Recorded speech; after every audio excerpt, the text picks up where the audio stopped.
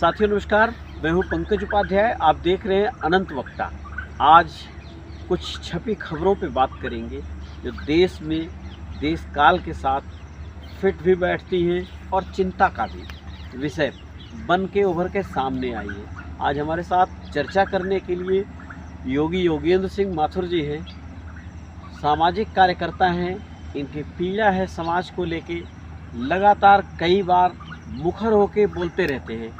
आज उनको अनंत वक्ता के प्लेटफॉर्म पे लेके आया हूँ।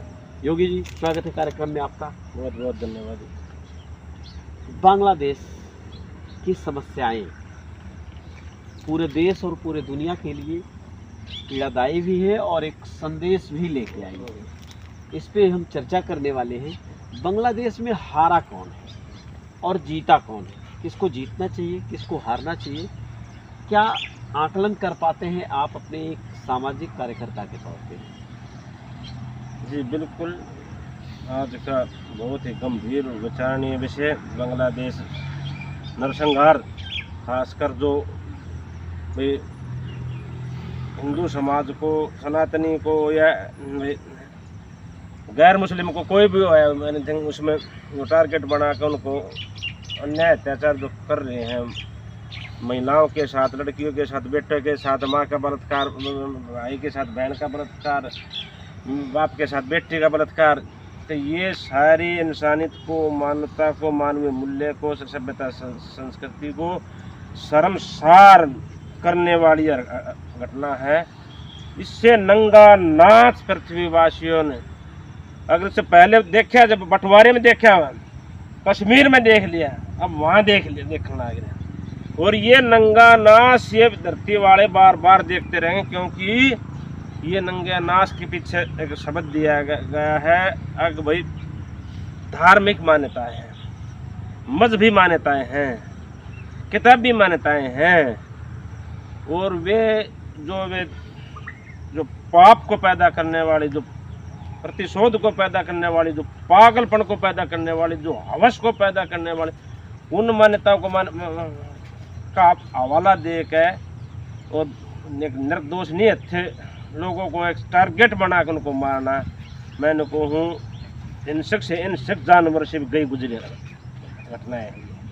इससे बचने के क्या ऑप्शंस हो सकते हैं? कैसे ऐसा कुछ ना हो, क्या किया जाना चाहिए? बिल्कुल, इनके बचने के लिए उपाय ढूंढने चाहिए। मिलकर जितने भी देश के धर्माचार्य हैं, धर्म गुरु हैं, मजहबी गुरु हैं, जो आध्यात्मिक ज्ञान रखते हैं, ईश्वर एक है कि अनेक है, ईश्वर सातवें आसमान पे रहता है, ईश्वर कण कण में रहता है, और उसका क्या रूप कार्य है, क्या उसके कार्य क्षेत्र हैं, क्या उसके नियम सिद्धांत है, उनको बताने जानने के लिए अब उतरना चाहिए। भाई सबसे उत्तम जीवन शैली को प्रदान करने वाली को मानव सभ्यता है तो कौन सी है, उसको सामने लाओ। वह वैदिक सनातनी है या कोई ईसाई वाली बाइबल की क्या है, वैष्णव कोई करो, मुसलमान की क्या है, वो कुरान वाली ही श्रेष्ठ, उसको उनको और बहुत से हैं, लेकिन वे इतने दौड़ में नहीं है। तीन ये मुख्य है कि सनातनी दोनों के निशाने पे है और इसको समाप्त करके अपना साम्राज्य फैलाना चाहते हैं। अब खुला चैलेंज देना चाहिए। मैं तपस्याज परिवार से आपके चैनल के माध्यम से प्रकृति परमात्मा से अनुमति और आशीर्वाद देते हुए मैं चुनौती इस समस्त संसार को दे रहा हूँ, ताकि अब एक अनेक ईश्वरवाद की लड़ाई को छोड़ के एक ईश्वरवाद आ जाओ। और उसका समाधान ये है कि आप ईश्वर के रूप सिद्धांतों को जान लो और उसका कार्य हम करेंगे। तपस्याज परिवार अनेक ईश्वरवाद की लड़ाई की जरूरत नहीं है, अनेक मजहबवाद की लड़ाई की जरूरत नहीं है। ये नेताएं वहाँ आपको लड़ाते रहेंगे। अकल के ढक्कन खोल लो। 47 में कितने करोड़ आदमी मरवाए, कितने माताओं बहनों का बलात्कार हुआ। 47 से लेकर 100 साल होने को आए, उसका क्या समाधान करें? जो से अलग टुकड़े हो गए, तो मुसलमान हो गए, तो वहाँ मुस्लिम राष्ट्र घोषित हो गया, हम अल्पसंख्यक हिंदू हो गए, उन पर अत्याचार कर कर पीट पीट कर कहते तलवार पैर होना तलवार मारेंगे, दो लगाइए न दो धन आओ हमारे नीचे।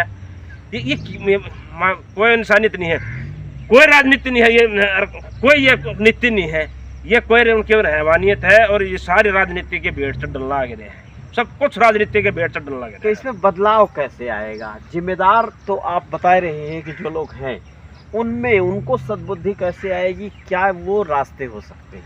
उनमें शुद्ध बुद्धि कभी नहीं आएगी, क्योंकि वे अपनी शुद्ध बुद्धि पूरी खो चुके हैं। हमने बहुत प्रयास किया है, उन्होंने उनके पास हिम्मत हौसला जो षड्यंत्र दिमाग है वो जनता को भ्रमित करने का है। एक शुद्ध सात्विक दिमाग बुद्धि नहीं है उनके पास, और उनको संगठित सक्रिय कर सही दिशा दे सके। उन्होंने ये आपस में लड़ाना बढ़ाना बचलाना ये तो कर दिया। अब उनके किसी के पास भी इतना आत्मविश्वास नहीं है, आत्म ज्ञान नहीं है, आत्म अनुभव नहीं है, वो आध्यात्मिक शक्ति उनके साथ में नहीं है कि वो बिखरी हुई जनता को अब संगठित करके एक नई दशा की तरफ ले चले। वो हमारे पास है।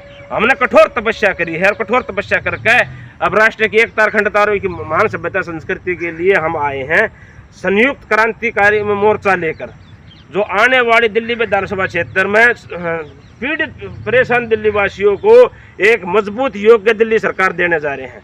और जिस भाई बहन में को युवा शक्ति, वरिष्ठ शक्ति, नारी शक्ति है, मातृ शक्ति है, वे आए उसमें उस समाधान की ओर बढ़ते हैं।